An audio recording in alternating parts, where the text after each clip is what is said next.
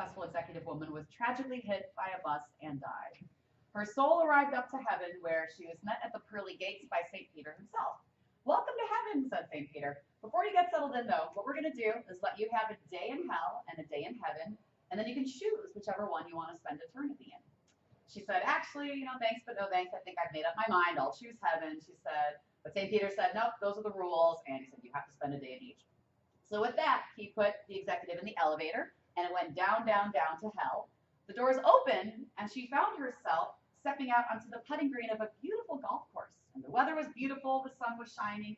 In the distance was a country club, and standing there were all of her friends and fellow other professionals, people she had worked with, and they were all dressed in evening gowns and cheering for her. They were so excited to see her. They ran up and kissed her on both cheeks and talked about old times. They played an excellent round of golf, and that night went to the country club where she enjoyed an excellent steak and lobster dinner.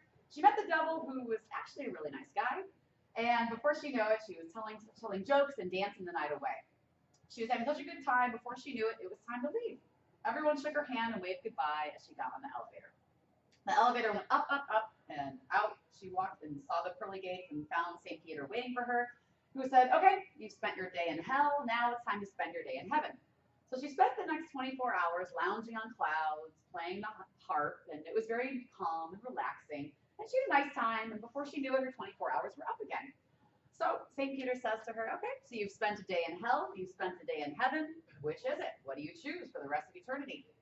The woman paused for a second and said, well, I never thought I'd say this, but heaven is really nice and all, but I think I would rather actually stay in hell. So St. Peter escorted her down to the elevator, and again she went down, down, down, back to hell. When the doors of the elevator opened, she found herself standing in a desolate wasteland covered in garbage and filth. She saw her friends were dressed in rags and were picking up garbage and putting it in sacks. The devil came up to her and put his arm around her. The woman said, I don't understand. Yesterday they were playing golf and we had lobster and it was nice and sunny, and now it's this desolate wasteland with garbage and everyone's dressed in filth. And my friends look miserable. And the devil looked at her and said, well, yesterday we were recruiting you. Today you're staff. So I don't know if anyone has had an experience like that before with recruiting, but I've definitely heard stories of it. That you can get this impression of what a place is like. And you may hear things from friends who work there. You may read, stuff on the company website. You may have a sense of what the brand of the company is like. But then when you get there, it's really quite different. Okay, and that speaks to, I'm just going to close the door here real quick, it's getting a little loud. That speaks to the importance of really being honest and authentic when you're going through the recruiting experience on both sides, right? In terms of how you present yourself as a candidate, but also when you're on the other side of the table and when you're recruiting candidates, how you present yourselves as an organization, in terms of what the organization is really like, what the job is really like, what it's really like to work there. Because you don't do anyone any good by presenting a false sense of what you're all about. Why might that not be optimal, right? Well, I mean, shouldn't you present your best self as an interview? If you're trying to find people to work for your company, shouldn't you present the best side of yourself?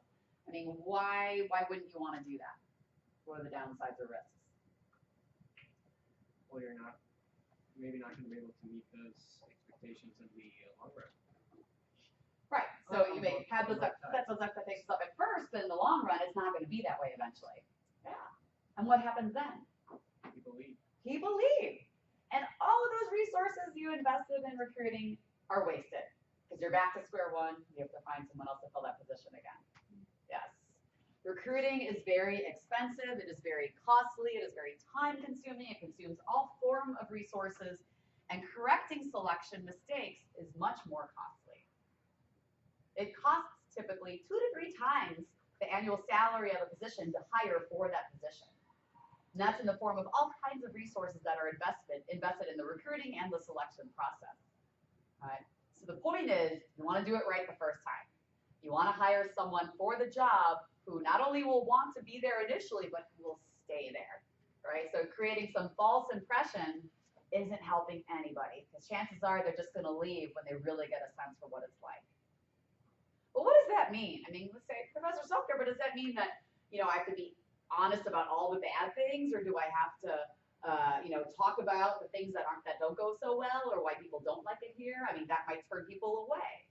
And, my response to that question is always just be balanced, right? Be balanced and fair in the portrait of how you present the organization to be and what the job is like, right? That you definitely want to highlight the good things and be honest about what's great and what works well, but you also want to be upfront and clear about the things that don't work so well, the things that aren't optimal. I mean, no work environment is perfect, no job is perfect, but it's a matter of the match, right? What's the right job for you? What's the right organizational environment for you? And each of you may have a different sense, right? Likely do have a different sense of what the optimal work environment is like. So kind of like how Bert just discussed his, the career that he's had and how it really has been a journey and he's tried different things and made changes and learned along the way. I know I initially at the beginning of our course shared with you my career journey and how I too kind of made some changes and tried different kinds of work environments. And that gives you a sense of what you really want and what you don't want. Sometimes you don't know until you try. But the point is during a recruitment process, you want to be as transparent as possible about the upsides and the downsides of what it's like to work somewhere so that you're not creating this false impression that will just result in turnover. Does that make sense? Yeah, you want to be real because it's a very costly process. Okay, so I'm putting up here a definition of recruitment, all right, that you read about, I know you know about now. It's the process of casting that net. That's why I had that picture of the Fisher person casting the net on the beach board page for this week. And the point is, and also echoing back on what Bert referred to, it's all about generating a qualified pool of candidates. It doesn't do you any good, and in fact, it does you a disservice when you cast a net and create and generate a pool of not qualified candidates or candidates that aren't a match for the job. Why is that not good? Shouldn't you just get as many people as possible and then you can pick out the good ones? Yeah, cool. It's more costly. Yeah. Time and everything you have to invest in decipher and all that stuff. Right. It takes time. Time is money. Time is a scarce resource. And so if you're a hiring manager or a recruiter and you have, usually it's digital, but I'll use the proverbial stack of resumes, you'd rather go through 20, 30 good resumes that are all appropriate and a fit with the job, as opposed to 200 or 300 resumes where almost all of them aren't a fit and are not appropriate for the job. So fine tuning and having focus on quality as well as quantity, right? That's important to keep in mind. And I think Bert gave great examples on different approaches that you can take that might be a good fit for one job versus another. So talking about the different strategies that you referred to, right? That you want to be strategic in how you determine how you're going to cast that net, right? Are you going to go to job fairs? Are you going to go to college campuses? Are you going to use online networking tools? Are you going to use professional organizations and their networking opportunities? That's how you can generate a pool of qualified candidates. That word qualified is really important because that saves you time, okay? And to that point, how you recruit influences a lot. So it's not just the steps that you take to recruit, it's how you walk through those different steps.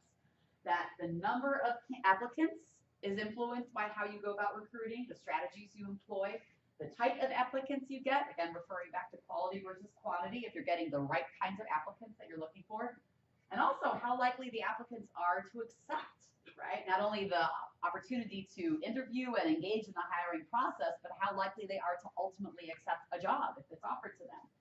And this can be heavily influenced by their perception of employer brand. Who knows what I'm talking about when I say employer brand? What does that term mean? Yeah, oh, you're raising your arm. What do you think, though? What is employer brand? What does that phrase mean? Employer brand should match with its requirements and employees' dream job. Employees' needs, demands, and job requirements. Okay, so ideally that's what you're looking for. Yeah. You want that match, right, between what an employee is looking for and what an employer is offering in terms of the work environment, the job, the feeling of what it's like to work there every day, all those components. That's speaking to what an employer brand is. So just in general, where are my marketing people? What does brand mean? What is a brand? Yeah. So what the outside world thinks you are. Yes, right? Image. An image, a conception, a visualization. It's when I think of, so we mentioned Apple before. When you think of Apple, what do you think of? What is their brand as a company? Visually, what is it? Modern. The apple, okay, the apple with the little thing sitting out. So you might think of that visual image if you're thinking about Apple's brand. But what else? What does that User organization need? simplicity. User simplicity. User simplicity. What else? Beautiful, sleek products. Beautiful, sleek products. Yes, sleek, right? That's a Pioneer. word that comes to mind when you think of Apple. Pioneering. Pioneering, that's it. They're pioneers. They're definitely not the cash cow. They are the leader, right? They try to lead innovative products into the marketplace. All right, so there are certain things that come to mind when you think of Apple. Then when you think of Dell, what do you think of? Laughter? This question was answered a lot differently about 10 years ago, yeah. But think about it, right? I mean, similar, or at one point, we're similar types of organizations, but very different impressions that they leave on you, right? What was Dell's business model?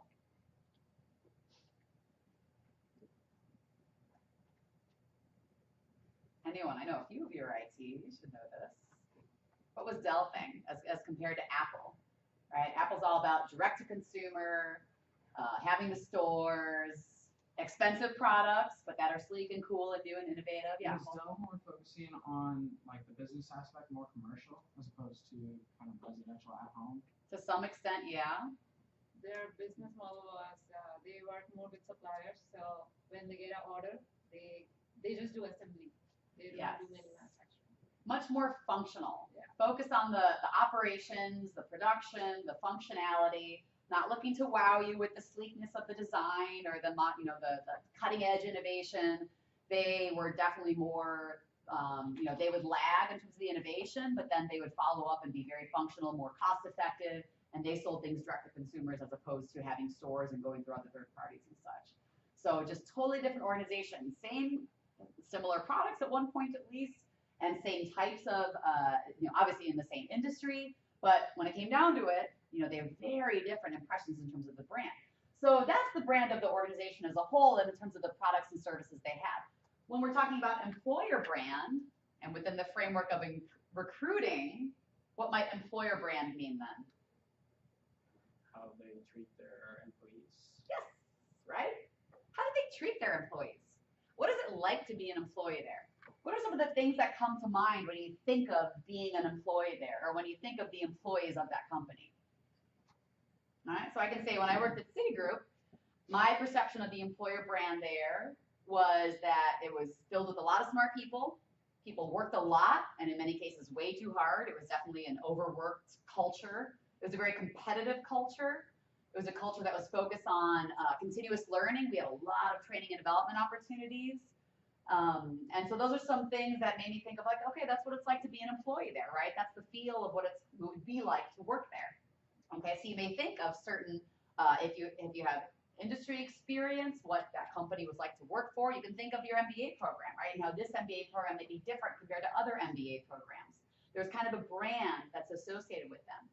One of the brands that we're very proud of our MBA program and our student population in general is what Bert referred to, that we have hardworking students who want to be here and who value being here and are not afraid to roll their sleeves up and work, right? That we tend to not get the kind of entitled students that maybe are just seeking the degree or haven't earned the opportunities to be able to be here. Our students tend to be of a different caliber, and we're very proud of that, and we feel like that's a competitive advantage that our students have, and it's because of our brand, right? Our brand is an MBA program. So when you're recruiting, know that everything you do during the recruiting process, how you recruit, influences the perception of your employer brand, and that matters, right?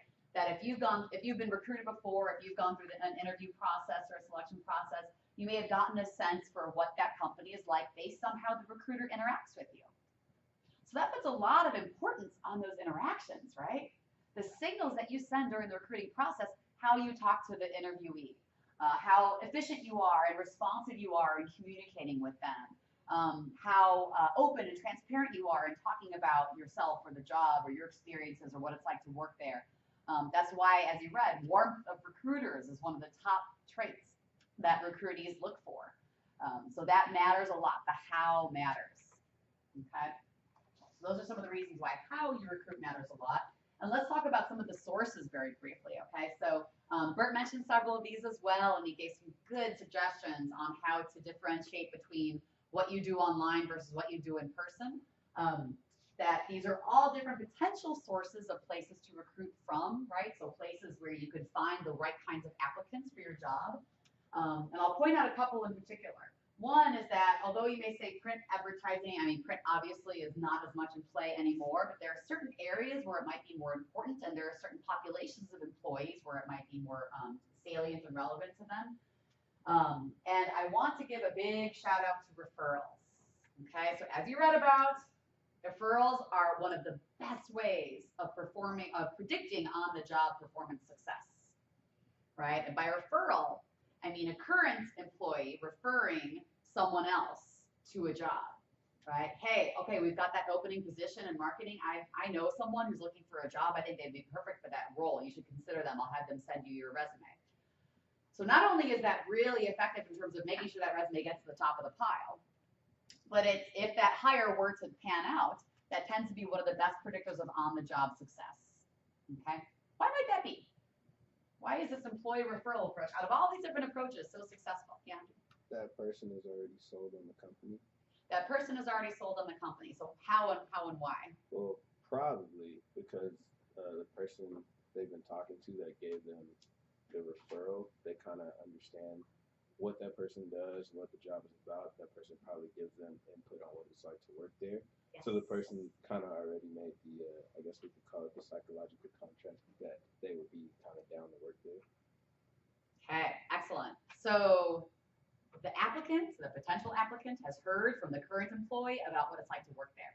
And the current employee has shared with the applicant information about what it's like to work there, and can also share information about that applicant to a hiring manager, recruiter, whoever's involved. So there's a lot of information channeling back and forth between that current employee, right? Very helpful.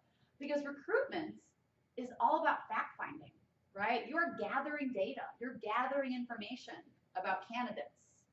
You're trying to figure out how big, because it's all about mitigating risk, right? Because hiring someone is a risk. It's risky because, as we talked about, you're investing a lot of resources in hiring this person.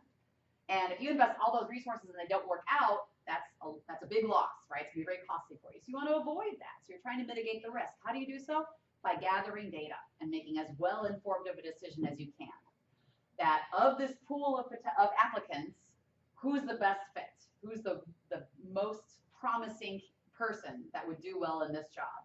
And you can only make that choice with the information that you have, with the data that you have. So recruiting is all about data gathering. That's why, as I mentioned last week or 2 weeks ago in an interview, right? You want to let the candidate talk the vast majority of the time. Because if you're talking, you're filling up that space, and that's an opportunity cost for you, because during that time, you could be gathering information about that candidate, right? So you want to gather as much information as you can. So when you've got a referral, you've got a lot of that data already through the current employee, because that current employee knows that person, knows that potential candidate, and knows the organization. So they have a great view of making that match. And so if they're on board, if they think that match exists, then it probably is a good indicator that it could be a good match, right? And they can provide information back and forth that's very valuable. All right, so that's why referrals are so helpful, are oftentimes the best predictor of on-the-job success. And that's why organizations have employee referral programs. Who's worked at a place that's had one of those before? Now, do you remember any specifics about it or how it works? Yeah, we offered bonuses if they stayed for a certain amount of time. Yes. For those employees. Yeah. Do you remember what that amount of time was? I think it was 3 months. Okay. Yeah. I've heard different variations of that, but typically it's, hey, you refer someone who successfully gets hired for a position and they stay for 3 months or 6 months or even a year sometimes, then you get a payout. Do you remember what the amount was? It was something small because we were working with college kids, so I think it was like Okay. $50, $200. Okay. But it's still like, hey. It's something, yeah. And it's all relative, right? That's a lot of money at a certain stage in your life. Yeah. I've seen them be $1,000, $3,000, $5,000 before. It'd be a lot of money. And it's because they're so valuable, right? And you know that an employee not only has to be hired, but they have to stay there, right? So it's really paying off selection and retention, right? So that's really helpful for organizations. So that's why there oftentimes are employee referral programs like that. Okay. And last point from this slide is that electronic recruiting, need to reaffirm that the days of just sending your resume, a template resume out to every single job post that you could find, I mean, those days are over. It's not helpful. Your resume is not going to be read, or it's going to be in a huge pile of all kinds of other resumes. That you need to distinguish yourself. You need to make every resume particular to the job that you're applying to and the company that you're applying to, and that doing internet searches can be one part of your job hunting process, but there are many other things that you could do with your time. And in the very end, I'll go back to this and have a suggestion of how you could break down your time that you should spend while you're job hunting. Yeah. Well, in your opinion, why do you think, like, let's take ZipRecruiter, for example, is so successful right now? Because I would assume most of these companies understand that, yeah, it creates a lot more work getting these resumes through, a one-click submit button from ZipRecruiter. Why would they continue to do that? So why do companies keep using ZipRecruiter and those types of services? It's just creating more work. I mean, they're probably getting a couple hundred candidates within a day. Yeah. That time and everything associated with it. Yeah. Well, to hint at a slide I'll be talking about next, not all recruiters are really good at their jobs. There are a lot of not so capable recruiters out there. And as you mentioned, it's a lot easier to rely on something like that and say, hey, I'm searching, I'm searching, I'm getting a lot of resumes, I'm getting a lot of interest, but not really being very strategic with their time, right? In the sense that you could be much more targeted with your efforts and actually save time in the long run, as opposed to just, posting something that a million people are going to respond to, and it's going to take you forever to sift through the various resumes and figure out which ones might be viable or not. So it's kind of a immaturity or lack of competence or expertise with the best ways to recruit, right? Which is why none of you are going to be like that. You're all going to be the good recruiters who are going to do this stuff right. And let's talk about some of the advantages for internal versus external. So the book that you read this week, or the chapter that you read for this week, went through this a little bit, right, and talking about the different sources of recruitment. So as opposed to thinking about just all the sources that were listed in the previous slide, this one is breaking down based on internal to the organization versus external to the organization. And here's why this differentiation matters, because each approach has its costs and benefits, right? Each approach has its advantages. Internal sources, for example, so hiring an employee internally, right? So an employee works in Department A and they're going to be considered for a job in Department B, right? Why is that helpful or beneficial? An employee already at your existing company knows it, right? Knows the company, knows the values, knows how things get done here. And so that's why they already know that they're a fit in that sense, at least. And they likely know the job. They likely know the knowledge, skills, and abilities that are required for the jobs there.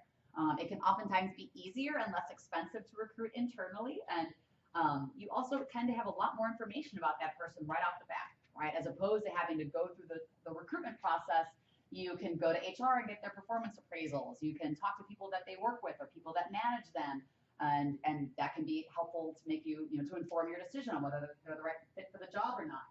So it just saves a lot of time and resources in that sense.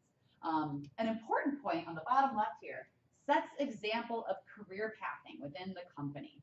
What do you think I mean by that? How can hiring internally set an example of career pathing? Yeah, Francisca. I mean, it creates loyalty to the firm because you know that you can actually achieve something and develop yourself within the firm instead of like seeing outward.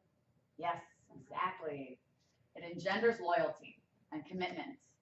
And it shows your other employees, hey, we take care of our own. You have opportunities for career advancement here. You don't need to go elsewhere. Because a lot of companies and certain industries in particular get kind of known for that there's that phrase up or out, right? That you can either see a vision of where you can be promoted up in your own organization, or you've got to go out and go somewhere else.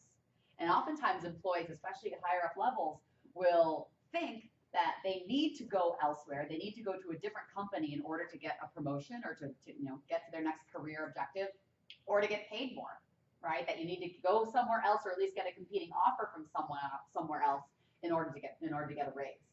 So by hiring internally and promoting internally, that sets an example for all your other employees that, hey, you can have a great career here, right? You can have higher level escalated career opportunities within. You don't have to go to our competitors, right? So that's a great retention tool. And so external sources have their advantages as well, right? That it provides a labor pool if you don't have the right talent internally. It can help to bring in new ideas and creativity. It can be very important with industries that have creativity and innovation as core competencies. It also can be really helpful if you want to leverage insights or best practices from your competitors. So back when I worked in the credit card business in Citigroup, I remember we loved hiring people from American Express because they just had great talent management and developmental programs. They just trained their people really well, and they had such great processes and very robust systems. And so we learned a lot whenever we hired someone from Amex. So we kind of would target them sometimes in making sure, like, hey, we always want to make sure we consider the Amex former employees or current employees if we were kind of poaching them, because we not only get them, but we get all their knowledge that they're bringing with them. So that can be very helpful. So shares best practices. Okay. And finally, hiring externally can also prevent groupthink. So this can be important also for diversity initiatives, right? That if you feel like your workforce is getting too homogenous in one sense, or if there's just a little too much agreement, too much familiarity, hire externally, get some fresh blood, some new people to kind of infuse new ideas and help with diversity aspects as well. Any questions or thoughts on these advantages or the consideration between internal versus external recruiting? Right? Yeah.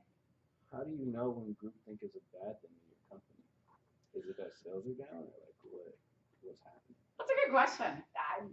There's no clear answer, right? I think that it's more of a feeling and a reaction when you get a sense for your processes being stalled, if you have expectations for new products or new process improvements or new things coming out and that's not happening, there's got to be a reason for it, right? So I think that there's got to be some kind of burning platform, like something's not right, that you look to why, right? So here's the symptom, what's the cause?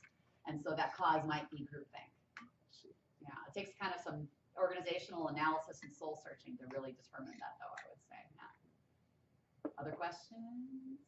All right, we'll move on. A couple more things.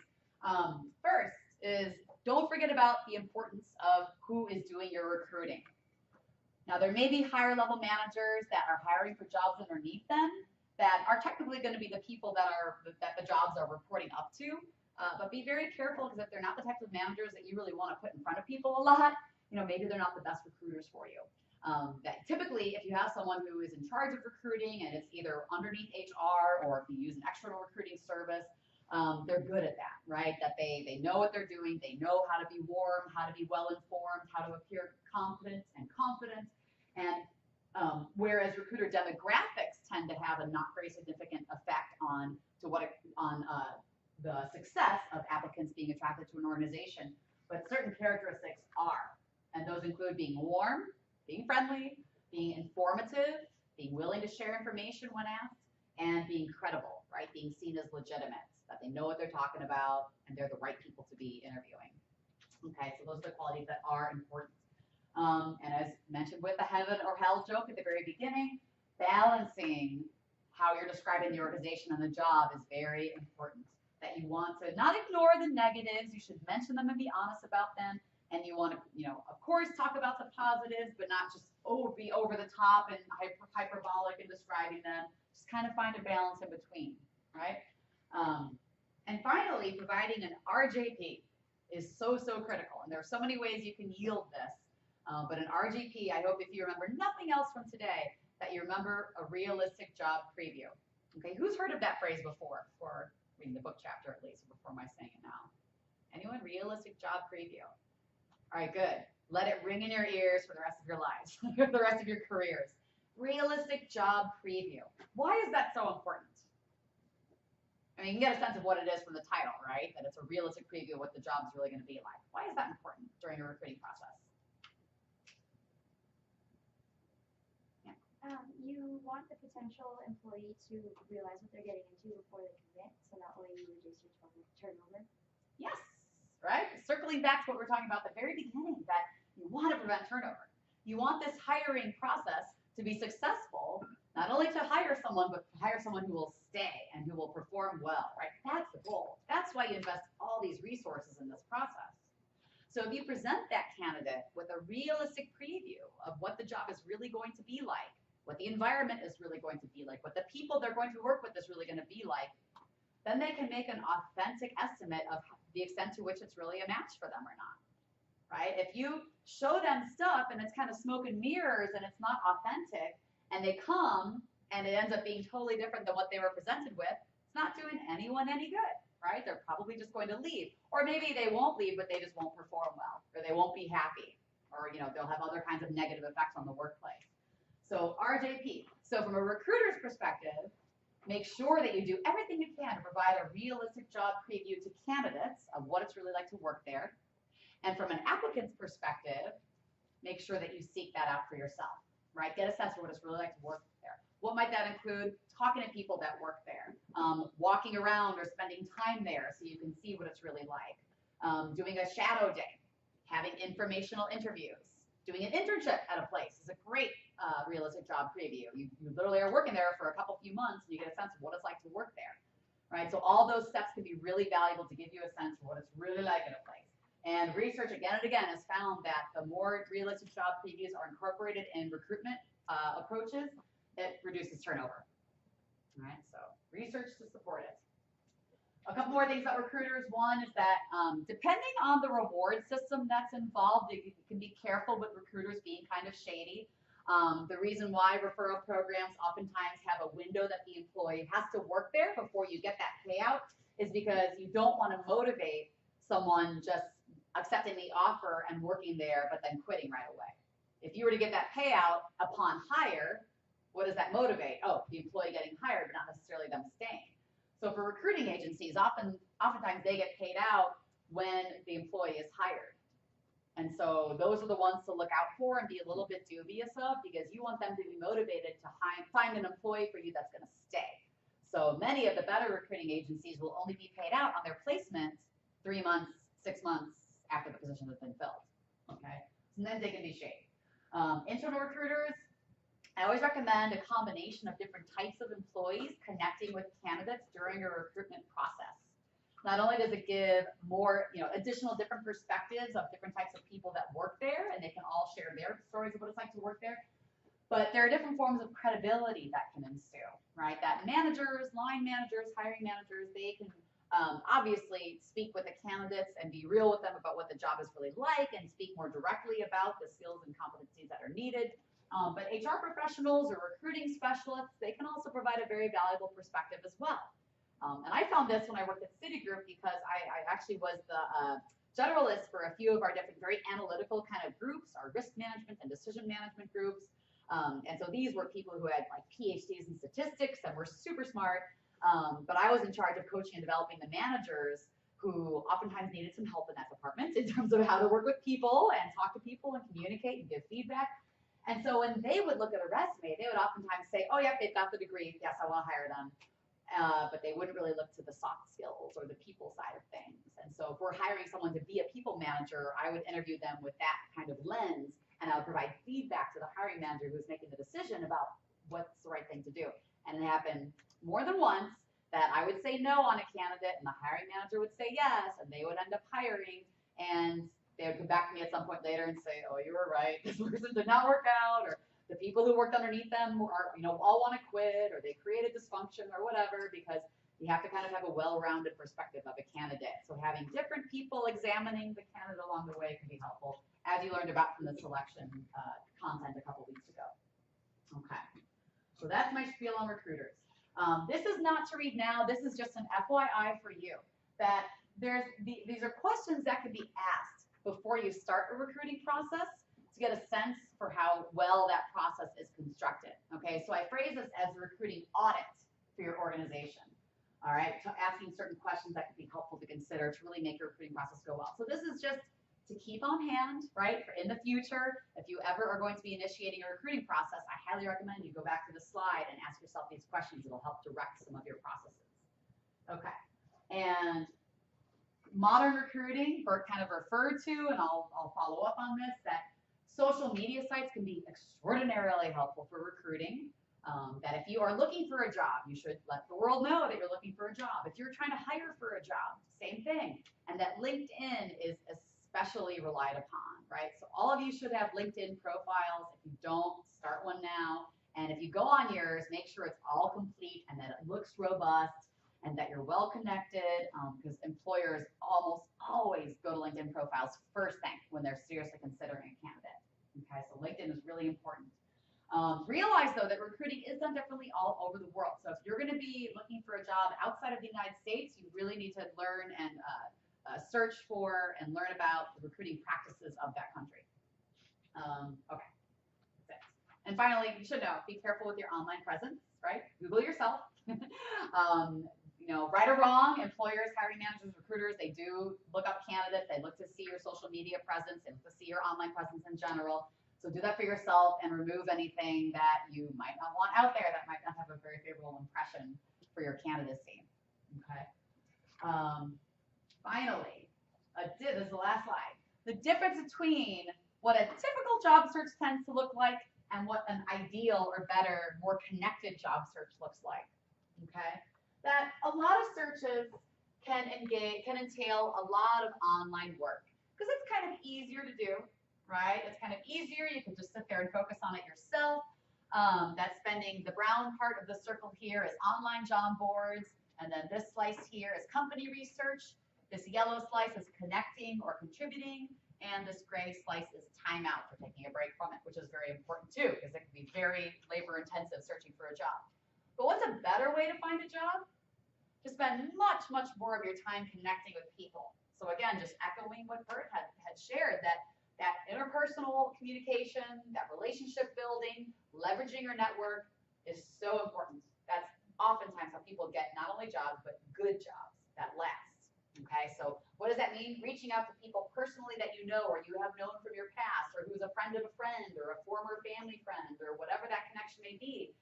If they're involved with an industry that you're interested in, if they work at a company that you like, if you know they have formerly worked at a company that you want to work for, in any way, leverage your connections.